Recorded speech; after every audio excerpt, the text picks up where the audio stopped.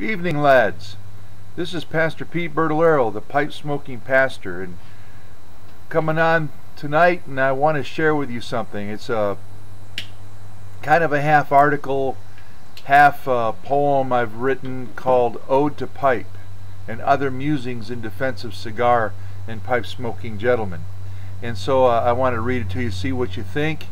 If you're interested in a copy of it later on, you can always write me, email me at peterbertolero, BERTOLERO,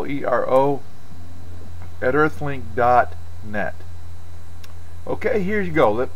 Tell me how you like it.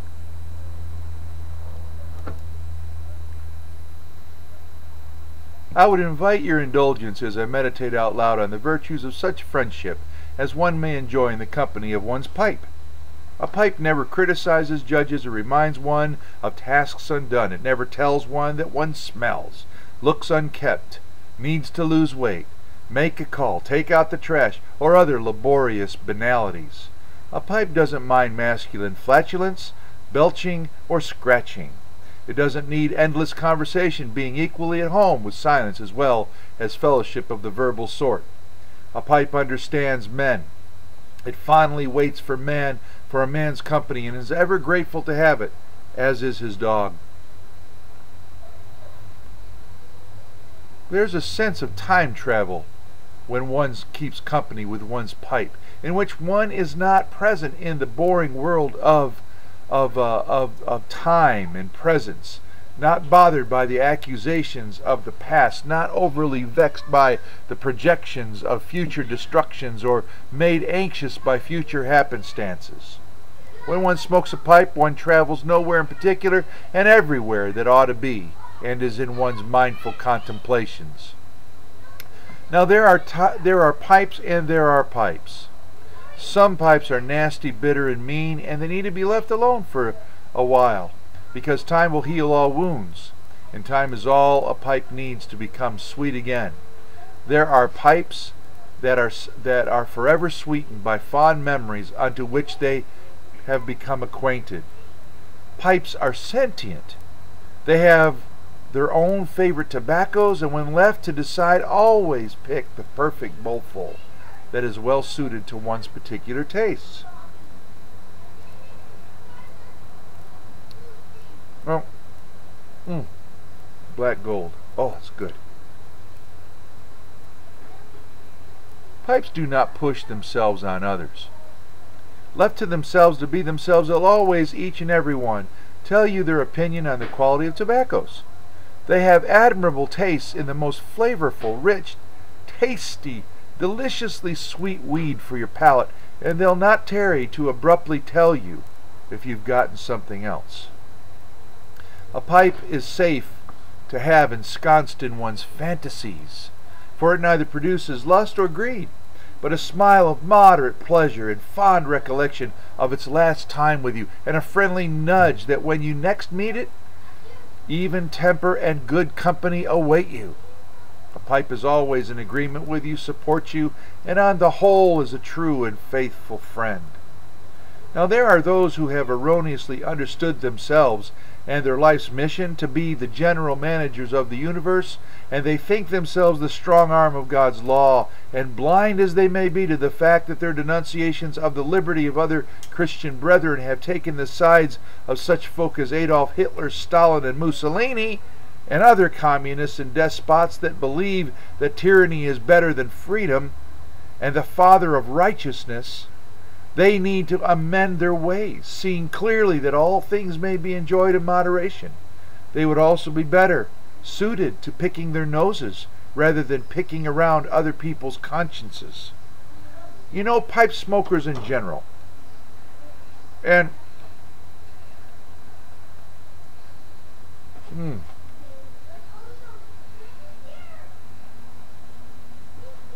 pipe smokers in general, and Christian pipe smokers in particular, have for the most part been of the finest quality of men sojourning on the earth. Chesterton, Tolkien, Edwards, Parker, McGee, Franklin, Washington, Einstein, Twain, Churchill, Spurgeon, and many more were of the premium of Western man, both Christian and not, yet each enjoyed pipe or cigar or both. Bonhoeffer and Bard and other theologians and Christian apologists kept convivial company many times with their pipes and with a pint. And it was said of Bonhoeffer that though he was certainly temperate in his conduct, he also enjoyed beer, wine, and other strong drinks. Well,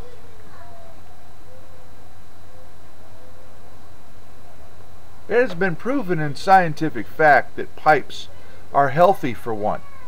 Everything is good in moderation, and pipe smokers attain an average of 78 to 2 years, an age of 78, and they live 2 years older sometimes than their own non-smoking male counterparts. This may say something about the stress-reducing benefits of pipe smoking. At the very least, it suggests that moderate pipe smoking is not a significant health hazard.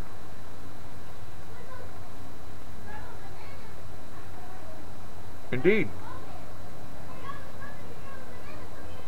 Now, according to Albert Einstein, pipe smoking contributes to a somewhat calm and objective judgment in all human affairs.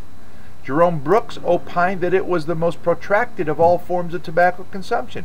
It may explain why pipe smokers are generally regarded as patient men and philosophers. The relationship of pipe to intellect may be why the long-stemmed churchwarden is an indispensable part of Sherlock Holmes' paraphernalia. But what is that to me? A pipe is a pipe is a pipe. Up until now, the cheap cigarette has prevailed as the low-born man's smoke of preference, and often obnoxiously so. There is no doubt that the bad manners of many cigarette smokers over the years has had a rebound effect. But today's anti-smoking crusade is absurd. It smacks of the leveling of morality, of immoral people with bad consciences. This only lends credence to Joe McCarthy's vitriolic denunciations of an invasion of communists. They are here, and they want to take away our freedom, which is synonymous with saying, pipes are bad. Traditional Christian ethics would never hold that the smoking is vice. The smoking a pipe is vice, unless indulged in immoderately. And while one may theoretically indulge in immoderate pipe smoking, it is on the whole a more polite and logical form of tobacco consumption. I leave the reader with these quotes to ponder. Thomas Carlyle once wrote, "Tobacco smoke is the one element in which, by our European manners, men can sit silent together without embarrassment, and where no man is bound to speak of one word without no man is bound to speak one word more than he has actually invariably got to say. Nay, rather, every man is admonished and enjoined by the laws of honor and even of personal ease to stop short of that point, and at all events to hold his peace and take his pipe again the instant he has spoken his meaning, if he chance to have any." And then Peter Berman in 1710 wrote this on pipe etiquette: "It is not enough to fill a pipe and put it in the mouth and set it fire, for even the country bumpkin knows as much. It is only correct to hold it with the left hand, have the right hand provided with a stopper, impress the onlookers with majestic mien, sit in the proper attitude on the chair, and finally to take enough time for each pipe and not treat with hasty irreverence this heavenly food." Well, I totally agree with these guys, these sages that quote such things. I happen to enjoy the finest of fellowship with the finest of men, and that fellowship has always aided and abetted and never hindered by a bowlful of good, gracious weed. May God bless you this afternoon, which is going into evening here in Fresno, California. But for all of you on YouTube that read these or watch these videos, may God bless you, and I look forward to talking to you some more. This is Pete Bertolero, the pipe smoking pastor. God bless you.